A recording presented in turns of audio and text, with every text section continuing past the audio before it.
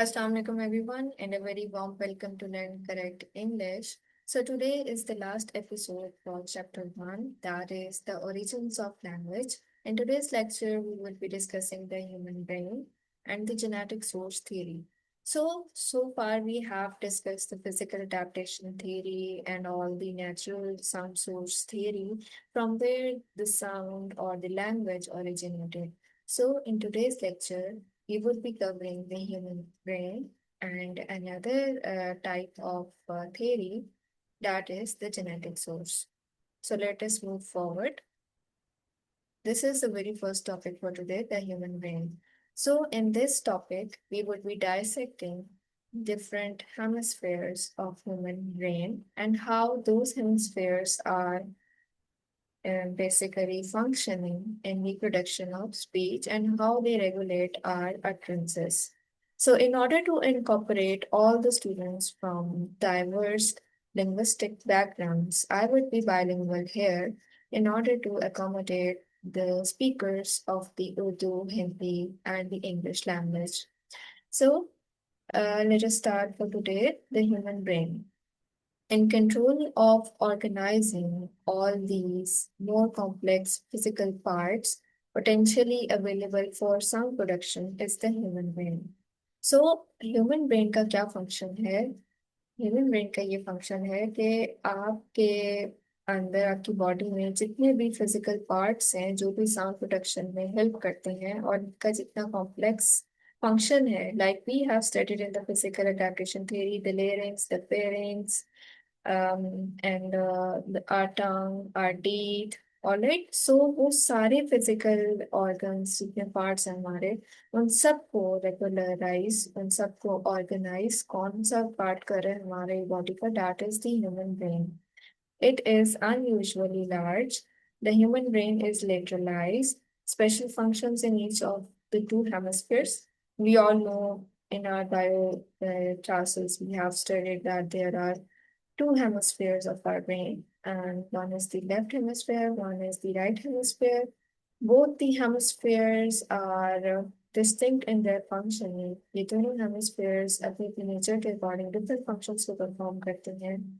So those functions that control motor movements involved in things like speaking and object manipulation.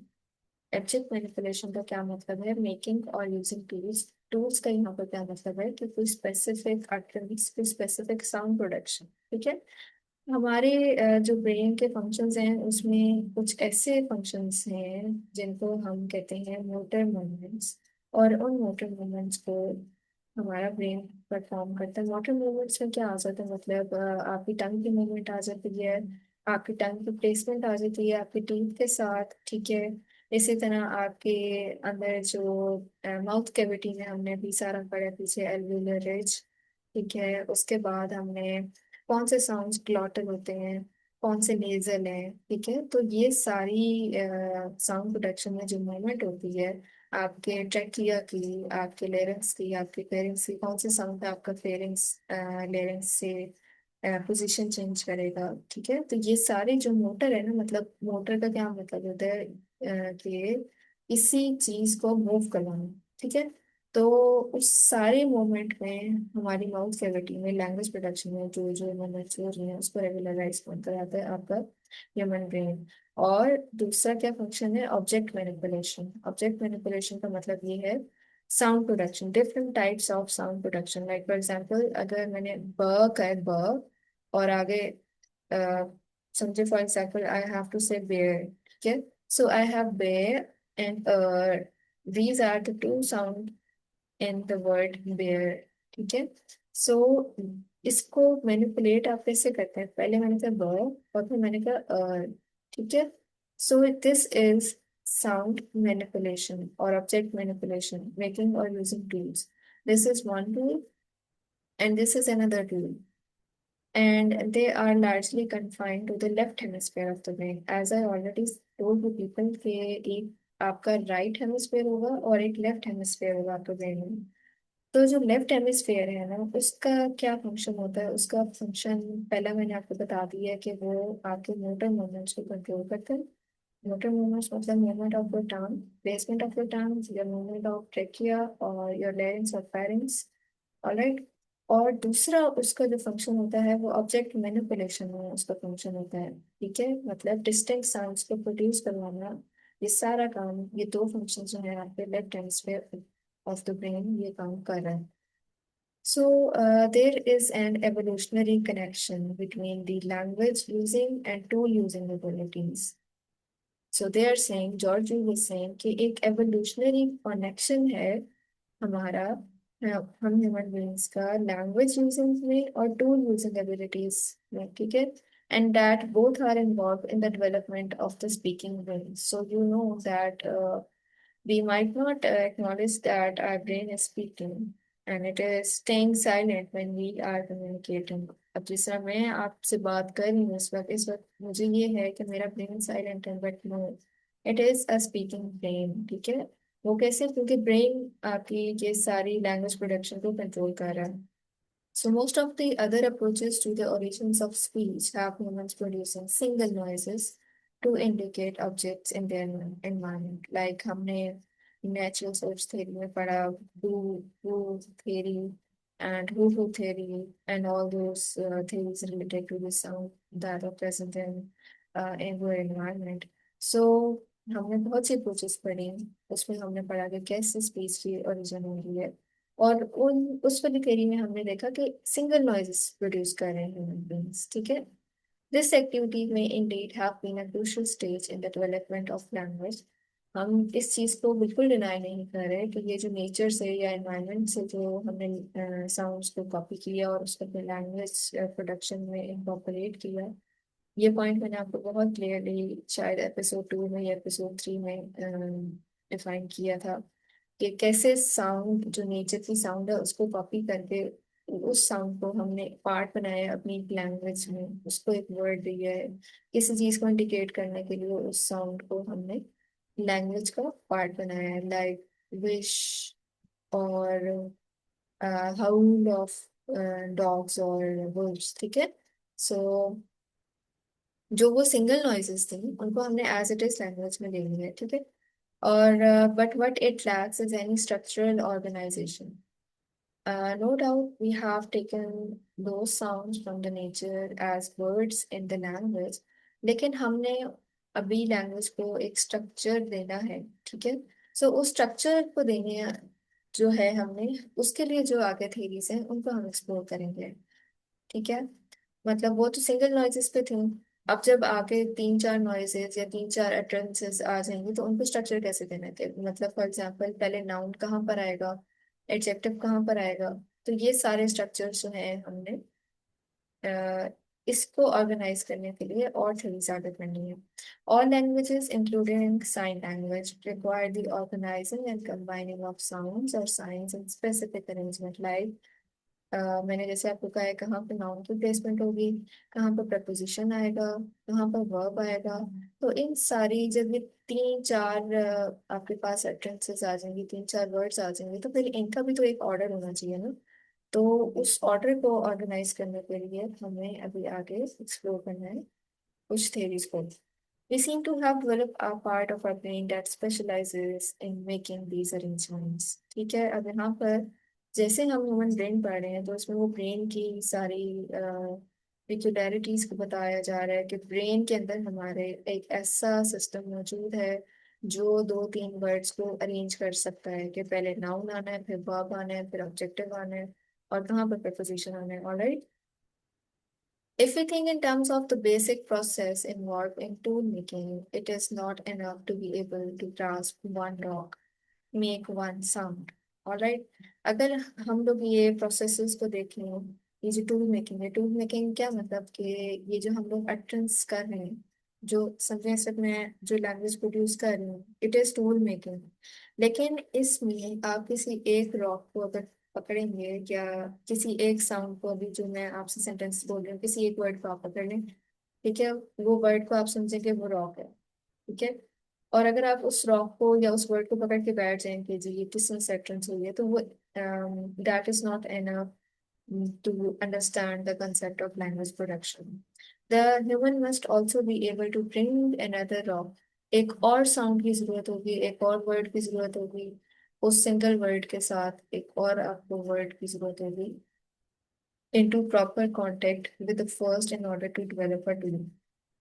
फिर वही बात होगी कि अगर आप एक साउंड को लेकर बैठ जाएंगे, फॉर एग्जाम्पल बेयर, बेयर जिस तरह मैंने आपको पहले बोला है, BEAR, ठीक है, अगर मैं ब ही लेके इसी को ब ब ही बोलती रहूंगी, so it would not make any sense. ठीक है, ये एक रॉक तो मैंने पकड़ा हुआ है, लेकिन इसके अगर आगे मैं एक और रॉक लगा दूंगी पर, तो that would make sense कि I am talking about an animal. So these are two different types of rocks. और इन दोनों को हम अगर एक सिमेट्री में लेके चलेंगे, एक साथ बोलेंगे, ठीक है, एक प्रॉपर कॉन्टेक्ट के साथ बोलेंगे, तो फिर हमें पता चलेगा कि या आपको पता चलेगा कि मैं बेयर के बारे में बात कर रही हूँ। In terms of language structure, the human may have first developed a naming ability by producing a specific and consistent noise for a specific object, like bear, beer, beer, beer.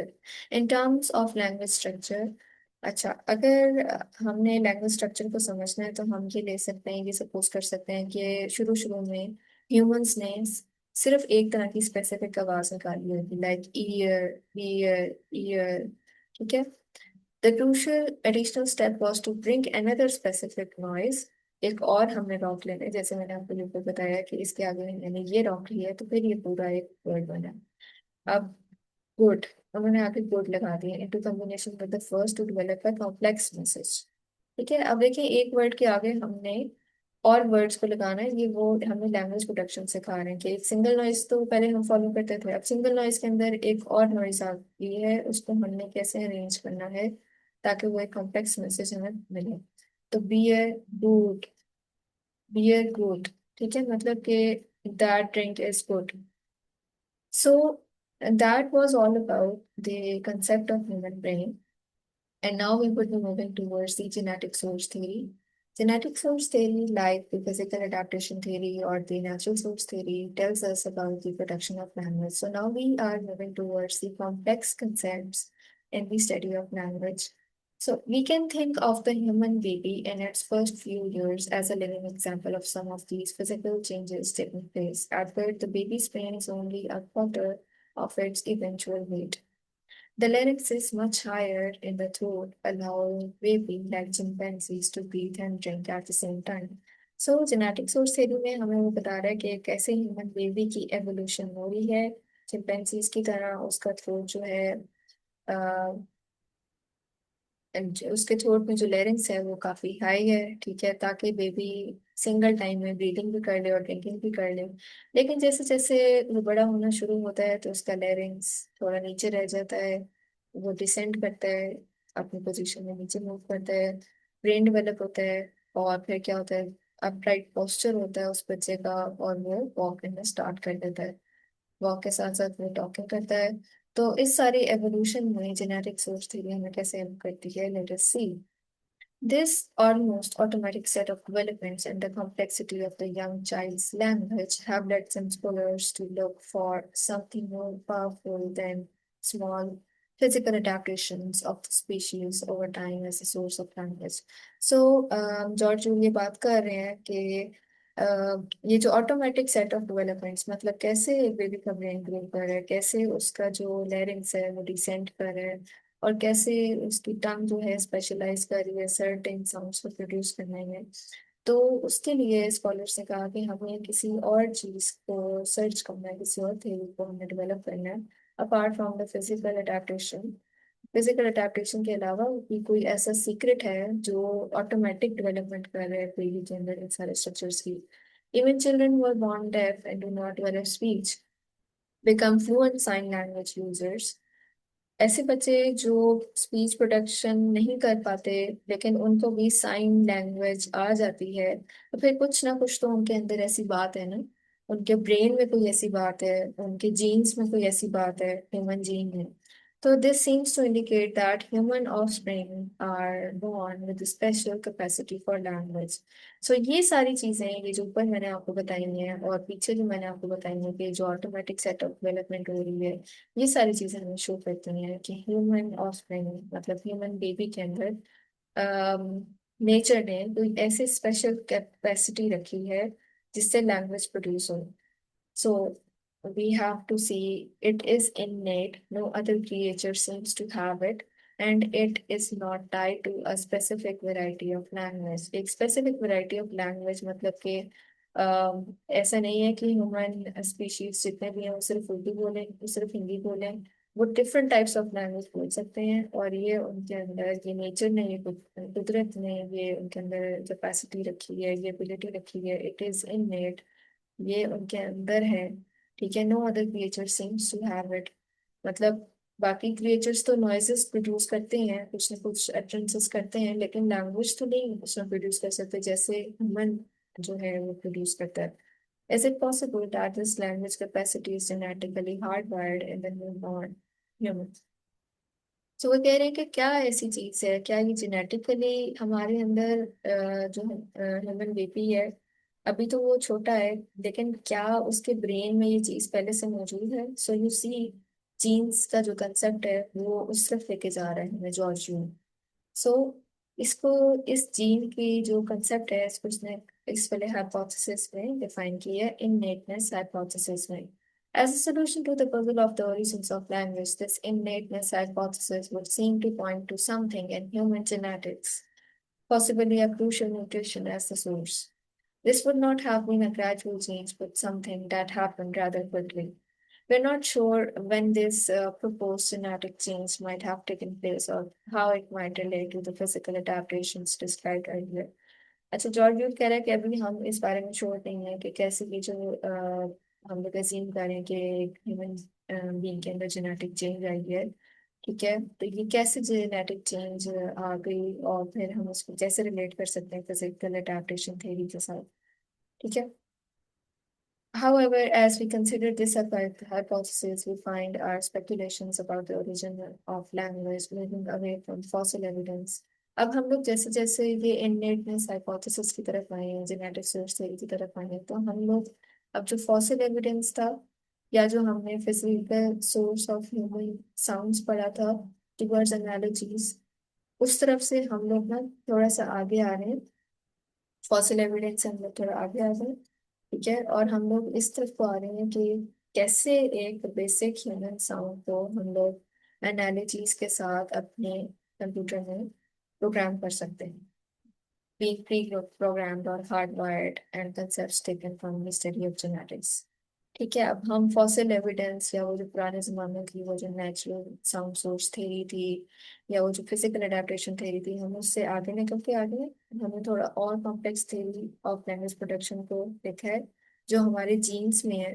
ठीक है. और फिर हमने उसको स्टडी किया in connection with, इन या इन analogy with computers. ठीक है. अब आपके जो कंप्यूटर्स हैं उसके अंदर लैंग्वेज किस तरह है, और आप कोई भी कमांड देते हैं कंप्यूटर को तो आप अपनी लैंग्वेज में देते हैं, तो आपकी लैंग्वेज कंप्यूटर कैसे अंडरस्टैंड करता है. तो अब हम उस तरफ आ रहे हैं कि ये सारी स्टडी ऑफ जीन्स है. ठीक है. ये कंप्यूटर के अंदर किस तरह से आपने प्रोग्रामिंग की होती लैंग्वेज की. So that means there is something in your genes, कुछ ना कुछ म्यूटेशन या कोई ना कोई लैंग्वेज प्रोडक्शन का जीन है आपके डीएनए पे. ठीक है. जो आपके ब्रेन को कैपेसिटी दे रहा है, या इस तरह की एबिलिटी प्रोवाइड कर रहा है कि आप लैंग्वेज प्रोड्यूस कर सकते हैं. The investigation of the origins of language then turns into a search for the special language gene that only human possesses. अभी जैसे मैंने आपको पहले बात कही कि कोई ना कोई तो जीन है ना लैंग्वेज का हमारे डीएनए पे. तो फिर उस इन्वेस्टिगेशन की तरफ जॉर्ज यूल मूव कर रहा है. If we are indeed the only creatures with a special capacity for language, then will it be completely impossible for any other creature to produce or understand language? ठीक है. अब वो ये question कर रहा है कि अगर हम लोग ही सिर्फ इस लैंग्वेज जीन के साथ पैदा हुए हैं, हम लोग ही लैंग्वेज को प्रोड्यूस कर रहे हैं, हम लोग नाउन बोल रहे हैं और फिर उसको अरेंज कर रहे हैं, उसके आगे वर्ब लगा रहे हैं, वर्ब के आगे हम ऑब्जेक्ट लगा रहे हैं, तो क्या हमारे अंदर ही क्या ये स्पेशल कैपेसिटी है, क्या कोई और क्रिएचर, कोई और एनिमल इस लैंग्वेज को प्रोड्यूस नहीं कर सकता. ठीक है. तो अब हम इस लेक्चर को यहाँ पर एंड करेंगे इसी पजलिंग क्वेश्चन के साथ. ठीक है. और इस क्वेश्चन को हम इंशाल्लाह एक्सप्लोर करेंगे in chapter 2 of the same book that is written by George Lee. So do let me know about your comments or views about this lecture, and if you would like to add something further, I would be very glad to have an insight over that. And do learn this concept. It is very important regarding your paper point of view. And this innateness hypothesis is the building block in this book of George Hume. ये innateness hypothesis के ऊपर ही सारी आगे discussions आएंगी और theories आएंगी, तो it is better for you people to understand this concept here. So I hope that you people have enjoyed today's lecture. So do subscribe, do follow, and do share this lecture with other students in order to help them and correct English.